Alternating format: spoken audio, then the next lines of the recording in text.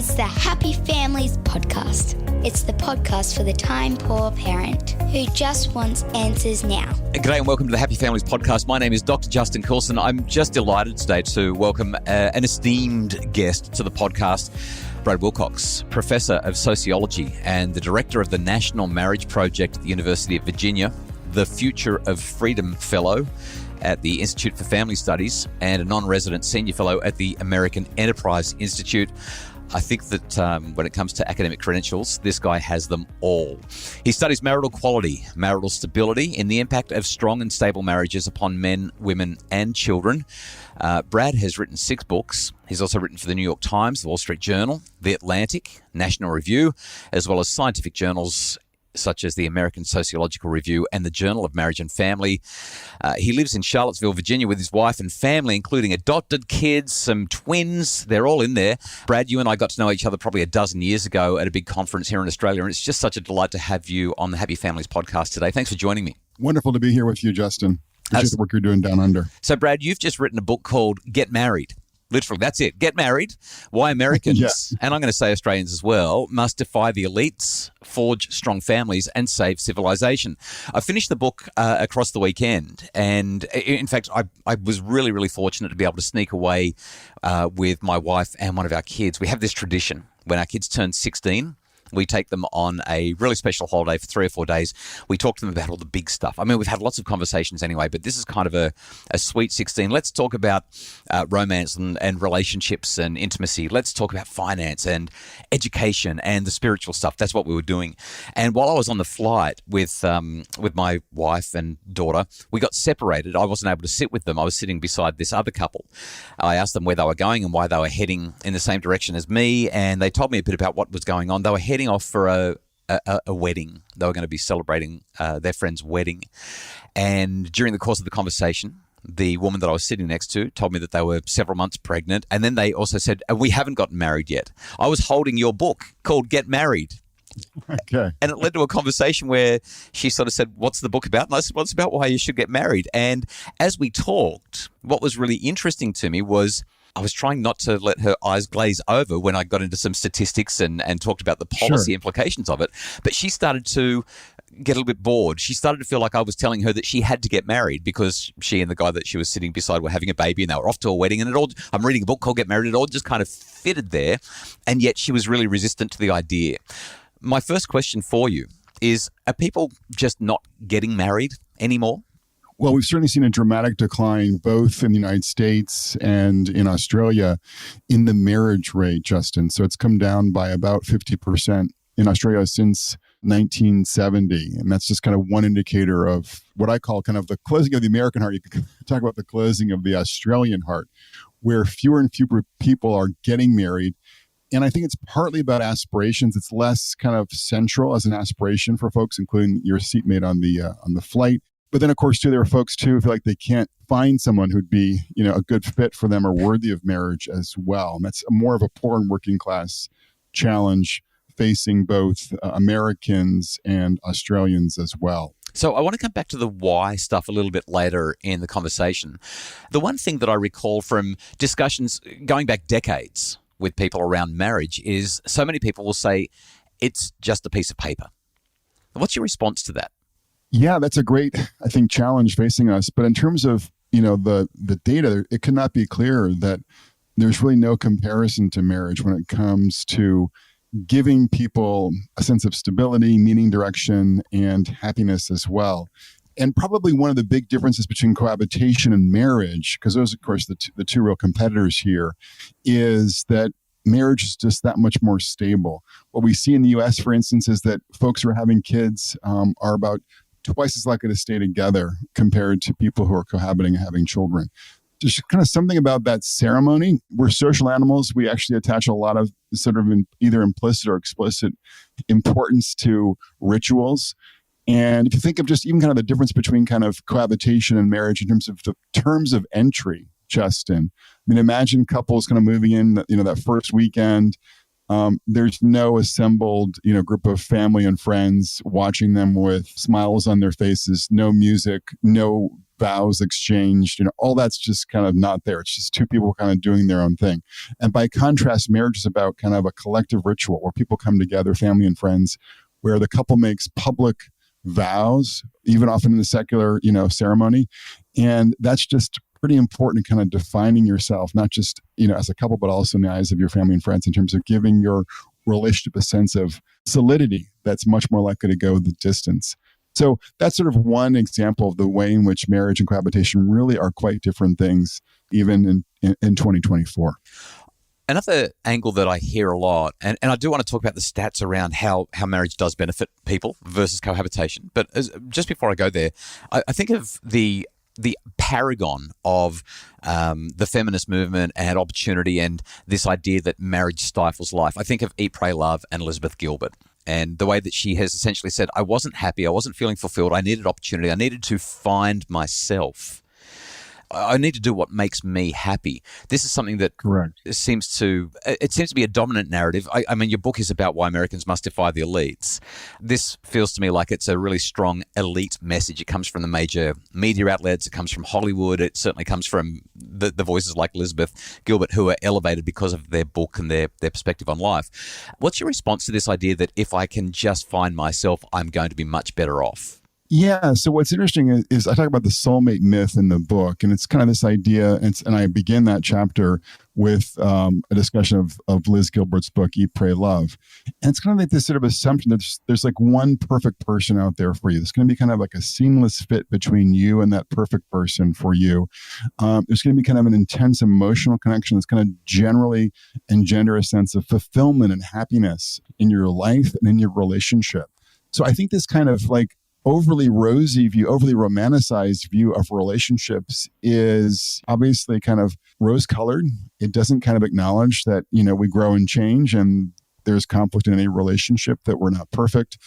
So I think it has difficulty kind of wrapping its head around that. It tends to be very adult-centered, not appreciating how much, marriage, for instance, matters for kids and for kin.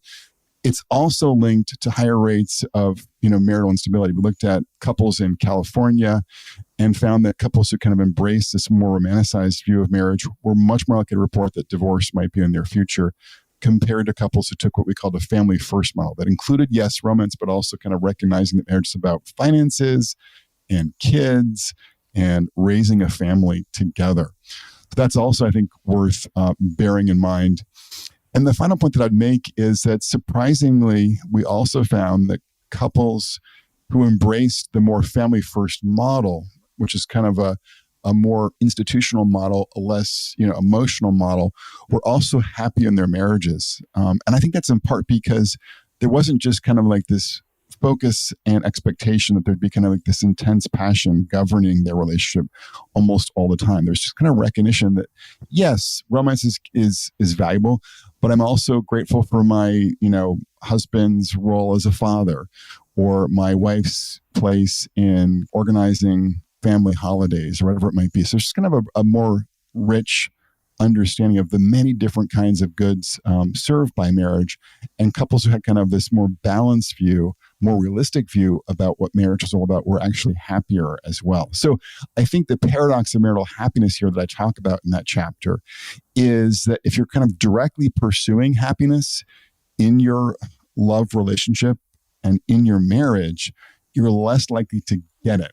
And by contrast, if you're more intent on being a good husband, a good wife, a good father, and a good mother, I think you're more likely to elicit that attention, that affection, and even that ardor that comes from being a good spouse and a good parent. A couple of observations based on what you've just said. First off, the Hollywood model is that relationships are all about the whiz bang, or alternatively, once you look at the Hollywood stories that get into the nitty-gritty of marriage, they really do focus on the conflict and the challenge and the difficulty. They're often quite sad stories. I'm guessing that's because if you just told a story about a happy couple, there wouldn't be much drama. There's no drama. You need the tension and you need the conflict to tell a great story. But often those stories end up so tragically.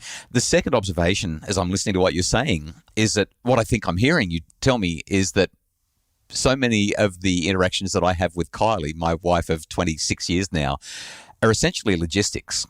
And a good marriage ultimately comes down to planning the meals for this week and working out which parent's taking which child where and who's going to be here on Saturday night and who's going to be there on Friday morning and all that kind of thing. I feel like a good marriage essentially is just a very long logistics meeting.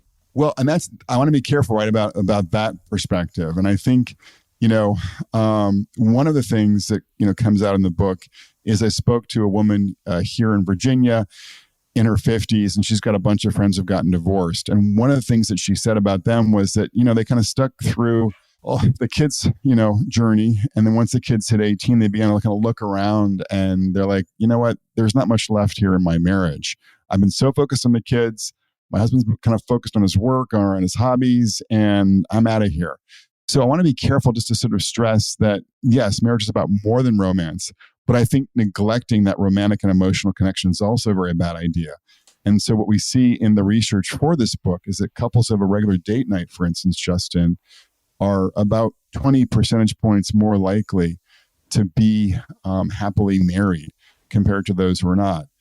And it's one of the best predictors of kind of a happy marriage as we kind of run regressions and data and all that kind of stuff. So what I'm saying here is have a fully orbed vision of what marriage is. Understand it's more than feelings, it's more than romance, but don't neglect to kind of keep cultivating that romance. And I recommend, trying to do a date night once a week or at least once every 2 weeks to kind of keep that spark alive and kind of keep that emotional connection strong.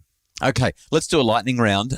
If you were to highlight the benefits to couples from being married versus being either single or cohabiting, what does the data point to? Well, I think one of the key things that we see is that not only is there more stability, but there's also a better financial picture. And so one thing we see is that married men and women have about 10 times the assets as their never married peers as they hit their 50s. And that's in part because married folks, as compared to cohabiting folks, are much more likely to be prudential in how they're spending money, more likely to invest money in savings, stocks and bonds, a shared house, etc. Whereas cohabiting couples and single people are more likely just to spend money that comes into their accounts. That's one example of the financial benefits that flow from marriage. 10 times is a big number. What are the benefits to men from being married? Interesting question. Because when I talk about marriage today, what I often get, particularly from younger men and from teenage boys, is kind of like that look in their eyes. And I'll ask them, have you heard of Andrew Tate? And they'll nod. And they've heard Andrew Tate and his critique of marriage. And his basic point is that today, marriage is a bad bet because most marriages end in divorce. And so it's better for men to just focus on getting rich, getting strong, getting physically fit, and using, but not investing in women. So the response that I make to that kind of argument is that actually today, most marriages go the distance. And there are ways you can kind of minimize risk of divorce as guys. So being gainfully employed full time, lowers your risk of divorce. Going to church with your wife, big factor in reducing your risk of divorce. Regular date nights, cultivating that romance, also a way to reduce your risk of divorce. And so men who get and stay married are the happiest men out there that we see. There's no question, for instance, that married men with kids especially are about 3 times as likely to be very happy with their lives compared to unmarried men in America. They report more meaning in their lives, a lot less loneliness, and they're much, much less likely to succumb to what we call deaths of despair, Justin, here in this country. And that's deaths either to suicide directly or deaths related to alcohol or drugs. And unfortunately, we've seen a big spike in recent years in these deaths of despair. It's focused among men who are either never married or who are divorced. So the point I would make is that for most guys, marriage and fatherhood are pathways to more prosperity and greater happiness. It sounds like it's an antidote to loneliness as well, so long as the relationship is healthy, of course. Exactly. That's right. Let's talk about the benefits to women. This is an area where feminists will quite often argue against marriage and say this is a ball and chain for a woman. They essentially sign up to be the mother of their children as well as the mother of the man that they've married. They become the cook and the cleaner and all that kind of thing. What does research show in terms of marital benefits for females? Yeah, so we have seen a lot of articles in places like the New York Times, New York Magazine that are kind of dinging marriage, especially sort of arguing that it's a bad deal for women. And we're now seeing, at least in the United States, kind of polling that tells us that both men and especially women, especially younger women, think that both marriage and motherhood are not pathways towards happiness. And yet, again, when you look at the data, what you see is that married moms among that 1855 demographic are the happiest women, particularly that 35 to 55 demographic, as they've gotten the kids out of diapers and the like.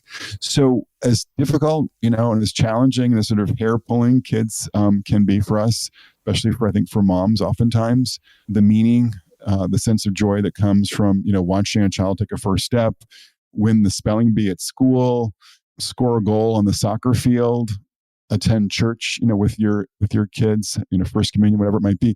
These, things are so meaningful for women. And so we see that women who are married with kids are, about twice as likely to be very happy with their lives compared to their unmarried female peers. And so a lot of, I think, the press around marriage and motherhood is kind of not telling the truth about the way in which, because we are hardwired to connect, having the benefit of a spouse and kids ends up being good, not just for guys, but also for gals. Brad Wilcox is the author of Get Married, Why Americans Must Defy the Elites, Forge Strong Families, and Save Civilization.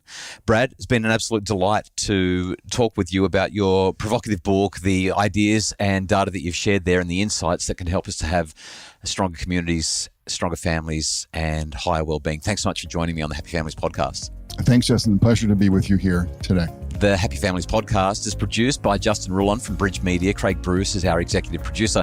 For more information about how you can make your family happier, please visit happyfamilies.com.au. And in our show notes, we will link to Get Married by Brad Wilcox so that we can help you to build your relationship stronger.